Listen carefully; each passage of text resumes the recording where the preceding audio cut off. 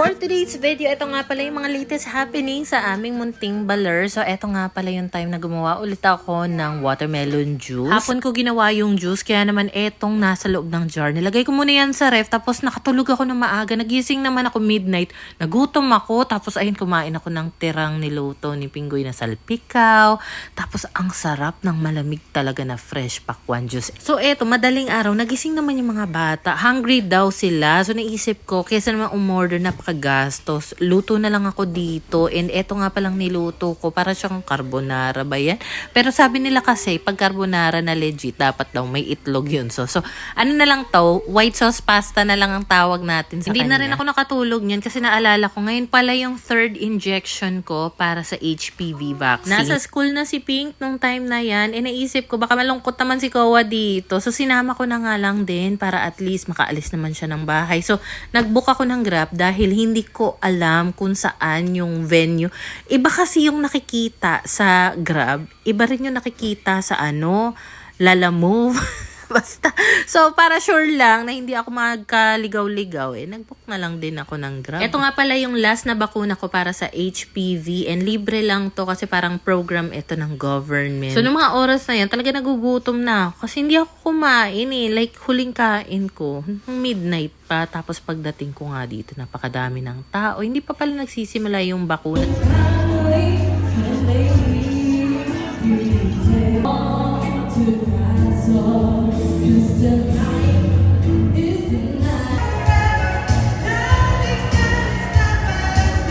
May pa-program pa sila. Tapos, ang matindi dito, may mga palaro silang bring me, kantahan. Tapos, may prize, mga 500, 1,000 pesos.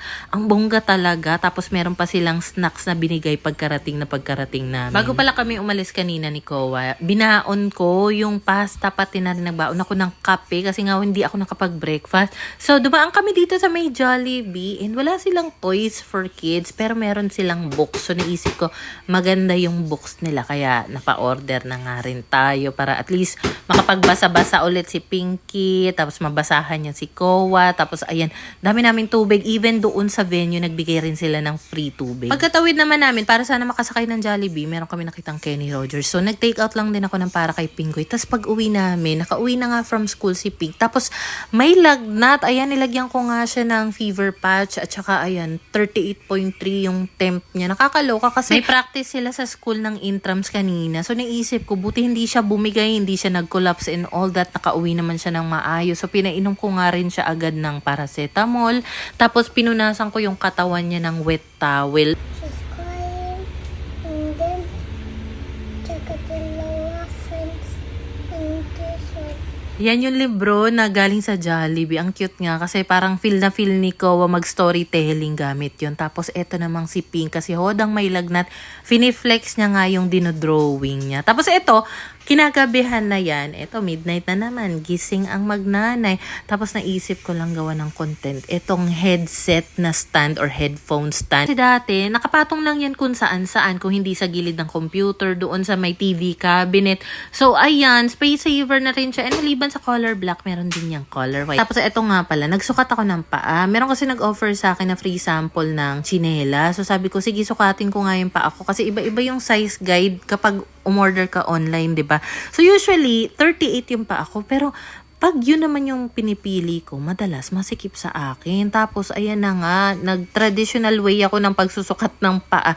So, nasa 24 centimeters ako. Pero minsan, kapag naka-iba yung angulo nitong panukat, naging 25 centimeters naman yung paa. Then, kinabukasan naman, ang aga ko nagising niya, nagkape lang ako at saka kinain ko na yung natirang muffins namin. Tapos, si Pinggoy, nagsalang na siya ng labahin sa washing machine. Nagtatanong siya kung meron na daw dumating na Fabcon. Kasi sabi ko sa kanya, yes, meron ako in-order sa personal collection na Fabcon kasi lagi ko nakikita yung recommendation ng Fabcon doon, pati itong Tough. Alam nyo ba, every time naglilinis ako ng banyo, ito yung laging kino-comment na effective nga daw. So, ang tagal ko talagang pinag-isipan kung o-orderin ko to kasi namamahalan ako sa kanya, nasa 270 something siya or 280. So sabi ko, sige na nga, try ko na to. Kasi etong toilet bowl namin, okay naman siya even kahit anong mga bathroom cleaner. Nalilinis niya naman. Pero dito sa may parang ring ng tubig, meron talaga dyang yellowish stain na kahit anong gamitin ko talaga, hindi niya matanggal. So sabi ko, kapag eto natanggal nitong tough, edi sobrang effective niya talaga. So ayan nga muna, binabad ni Pingo yan ng ilang minuto. Tapos nung kinuskus niya na nga, parang hindi naman natanggal yung yellowish stain doon nga sa water ring ng toilet bowl. Alam mo yun? So hindi ko talaga sure kung kailangan na ba namin tong lihain o next naman siguro itatry namin yung pumice stone or pumay stone ba yung tawag yun. Ayun o, yung yellowish na ring sa toilet bowl. Kahit anong toilet cleaner ang gamitin ko, hindi talaga naaalis yun.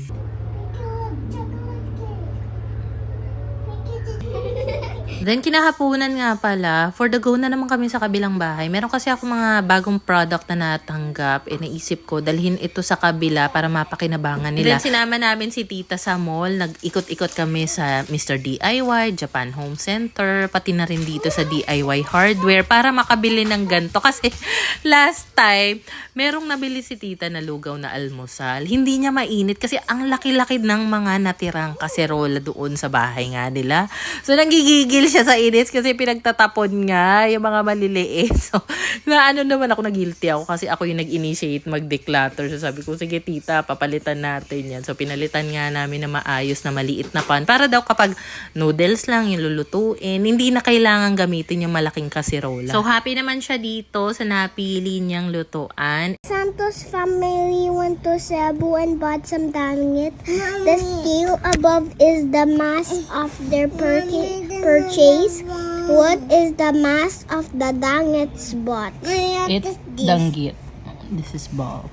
Isa nga pala sa mga binitbit naming gamit is itong Shura kasi ilalagay ito doon sa likod ng pintuan para at least kapag galing sa school, yung mga teenager, yung mga school shoes nila, ilalagay na lang doon sa likod ng pinto. Hindi na kailangang ipasok pa doon sa portal. Si Pingoy ang pinag-assemble ko niya kasi ng mga time na yan, antok ako. Nakahiga lang talaga ako sa airbed, nakatulog nga ako. Tapos ginising niya lang ako. Sabi niya, love, tapos na, eto nga pala yung itsura niya. And mayroon ako mga nababasang comment na hindi daw tama yung pagkaka-assemble, hindi tama yung pagkakalagay ng hook. So, don't worry. Ayusin na lang natin yan next time. Pero so far, okay naman siya. I think ang kailangan ko lang baguhin dito is yung mga hooks. So, anyway, eto nga pala at pinagtatanggal ko na yung dating Shurak na nakapwesto dito. Perfect talaga siya dito. Kita mo naman, saktong-sakto yung lapad niya. Basta, ayan na nga siya. Kung ganito rin yung itsura ng likod ng pintuan ninyo at gusto nyo ma-maximize ang space, lagay kayo ng ganitong klaseng Shurak. So, ayan na nga. At pinaglalagay ko na yung mga shoes nila. Pwede ka magsabit dito ng sombrero, belt, mga susi. So, ang aayusin ko na lang dito is yung mga hooks. Anyway, ayun lang naman for today.